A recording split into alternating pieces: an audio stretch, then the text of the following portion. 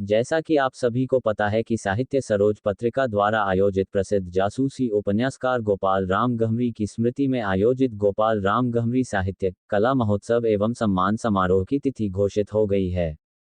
ये समारोह दिनांक 22 से 24 दिसंबर 2023 तक गोपाल राम गहमरी की जन्मभूमि गहमर जनपद गाजीपुर उत्तर प्रदेश में आयोजित किया जा रहा है। आपको अवगत कराना चाहता हूं कि इस कार्यक्रम की परिकल्पना वर्ष 2015 में मध्य प्रदेश के सिवनी शहर के होटल नटराज में बैठकर आदरणीय राम कुमार चतुर्वेदी ने किया था और उस पर समर्थन की मुहर आदरणीय ओम प्रकाश शुक्ल जी, संजय गिरी जी, जसाला जी, रमा वर्मा जी ने लगाया। कार्यक्रम की कठिनाइयों, सफलता इत्यादि की विवेचना के बाद 18 मार्च 2015 को भोपाल में कांति मां ने इसे करने की स्वीकृति दी। आपको जानकर यह आश्चर्य होगा कि जिस समय इस कार्यक्रम को करने का वीणा उठाया उस समय मेरी शारीरिक उम्र 35 वर्ष और मेरी साहित्यिक उम्र यानी साहित्य की दुनिया में आए हुए 18 महीने हुए थे। मैंने अपनी पहली छंद मुक्त कविता 23 अक्टूबर 2013 को ओपन बुक ऑनलाइन पर लिखी थी। दिमाग में हर काम बड़े स्तर पर करने का होता है, यही इस कार्यक्रम के साथ भी हुआ। कभी एक काव्य गोष्ठी तक आयोजित न करने वाले अखंड गहमरी ने न सिर्फ पहला ही कार्यक्रम 3 दिनों का तय किया बल्कि उसमें देश के बड़े बड़े साहित्यकारों को आमंत्रित किया, जो केवल गोपाल राम गहमरी और गहमर के नाम पर आने को तैयार हुए। उस समय मैं कवितालोक और मुक्तकलोक, उत्कर्ष साहित्य मंच से पूरी तरह जुड़ा था। कार्यक्रम तय होने के बाद मैं ओमनीरव, विश्वंभर शुक्ल से मिलकर सहयोग मांगा। उन्होंने तन मन धन से सहयोग का वादा किया। तय समय पर कार्यक्रम शुरू हुआ। पहले दिन बच्चों की प्रतियोगिता थी, वह शाम तक चली। फिर अगले दिन कार्यक्रम, बरसात की वजह और जिस प्रियंका सिंह को संचालन की जिम्मेदारी थी उनके अंतिम समय यानी कार्यक्रम के पहले दिन सुबह आने से मना कर देने परेशानी हो गई। कांति मां ने मोर्चा मोबाइल पर संभाला, मैं संचालन करने लगा। कांति मां ने फोन पर सब बताया कैसे करना है। मैं हाल में बैठे सभी अतिथियों को स्वागत के लिए बुलाने लगा। मुझे ये पता नहीं था कि वरिष्ठता क्रम से बुलाया जाता है।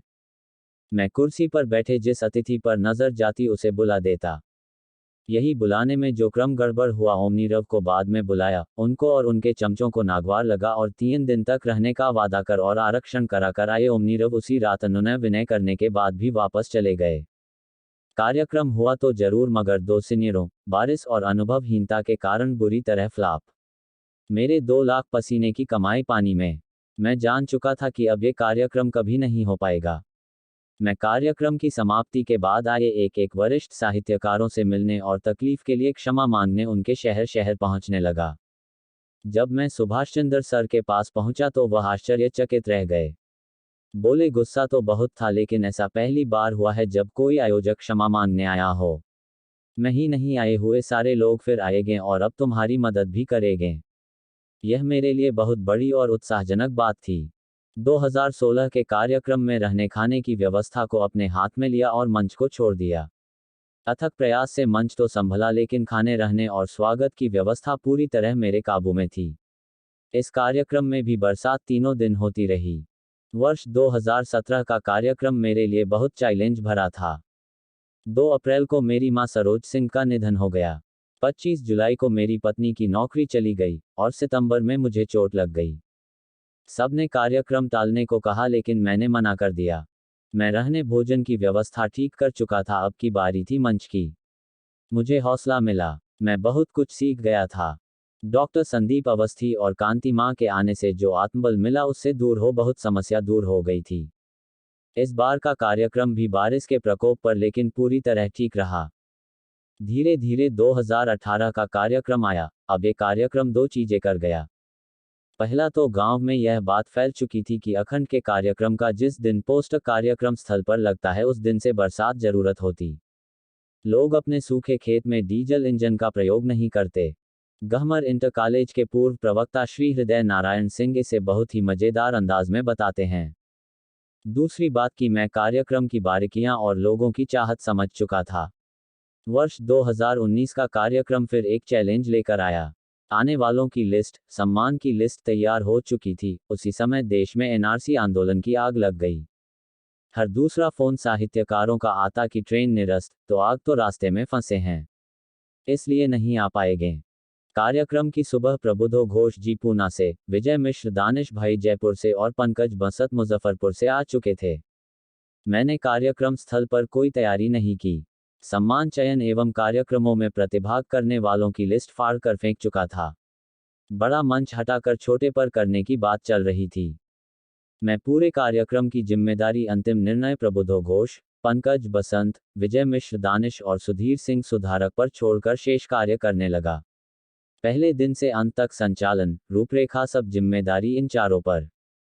प्रबुद्धो घोष जिसे हम प्रभु पूना के नाम से जानते हैं, उनके और विजय मिश्र दानिश, पंकज बसंत के प्रयास से तमाम परेशानियों के बाद भी कार्यक्रम बहुत शानदार हुआ।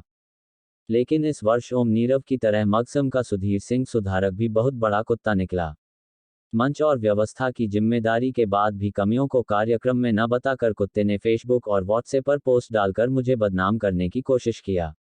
मगर कार्यक्रम में लाए लोगों के पलटवार के कारण उस हिजड़े को ताली बजाते भागना पड़ा। वर्ष 2020 में जहां देश के सारे कार्यक्रम बंद रहे, गहमर का ये कार्यक्रम पूरे गरिमा के साथ हुआ। उसमें बक्सर के हमारे उमेश पाठक जी का बहुत बड़ा योगदान रहा।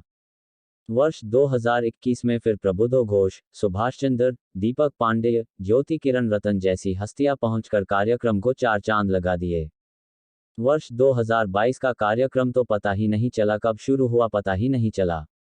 जबकि एन वक्त पर गहमर इंटर कॉलेज के पागल प्रबंधक ने टेंट गिरने के बाद स्कूल देने मना कर बहुत बड़ी समस्या पैदा किया, लेकिन मां कामाख्या साक्षात खड़ी हो गई।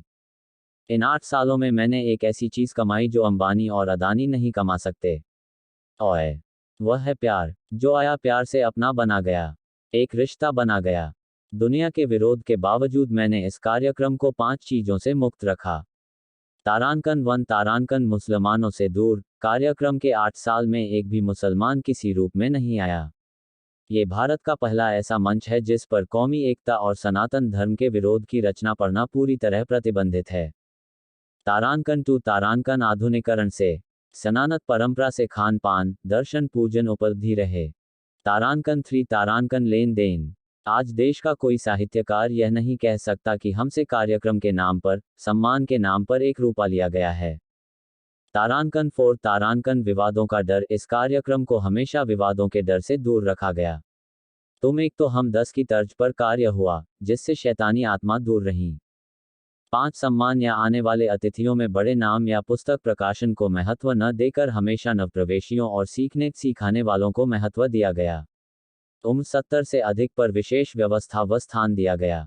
बहुत लोग जानते होंगे कि प्रसिद्ध जासूसी उपन्यासकार गोपाल राम गहमरी, जिनके स्मृति में ये कार्यक्रम होता है, वह मेरे दादा परदादा या पारिवारिक सदस्य होंगे। तो ऐसा बिल्कुल नहीं है। आज कोई भी डांट डपट, प्यार दुलार से नवाजता है, गहमर ही नहीं हर शाह अपना घर लगता है। वह बस मेरे गांव के हैं जिनका जन्म 1880 में हुआ था। वह जाति से गुप्ता यानी बनिया थे, और मैं जाति का राजपूत क्षत्रिय। उनका घर मेरे मोहल्ले से थोड़ा दूर है। ये है पूरे 8 सालों का इतिहास। जैसा कर सका कर रहा हूँ, आप सबके सहयोग से। आगे प्रस्तुत है 9वें वर्ष में जो बदलाव हो रहे हैं वह। इस बार अतिथियों द्वारा गंगा आरती। कार्यक्रम का बनेगा ध्वज।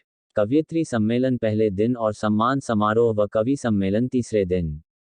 दूसरे दिन रात में सांस्कृतिक कार्यक्रम। बाकी बड़े बदलाव और योजना कार्य के दौरान। प्रत्येक वर्ष आने वाले अतिथि काशी विश्वनाथ, वाराणसी गंगा स्नान, गंगा आरती, भैरव दर्शन इत्यादि की चाहत रखते कार्यक्रम के बीच ही बनारस जाते हैं, पूरी रात परेशान रहते होते हैं, ठगे जाते हैं और घूम भी नहीं पाते। इसलिए इस बार 25 की सुबह रविवार को गहमर से कुछ गाड़ियां जाएगी जो आपको बनारस भ्रमण कराकर वाराणसी, दीनदयाल या गहमर रेलवे स्टेशन छोड़ेगी। ये गाड़ी किराए की होगी और जो उसका किराया है उसे जाने वाले अतिथि आपस में बराबर बराबर बांटेंगे। सुविधा ये होगी, आपका सामान सुरक्षित रहेगा। आपको कम समय में हर जगह घूमने को मिल जाएगा। खरीदारी कहाँ करनी है पता रहेगा। मोबाइल, पर्स, चप्पल जमा करने की समस्या से मुक्ति। आप 24 को पूरी रात गहमर में आराम से सोएंगे। ठगी से बचाव।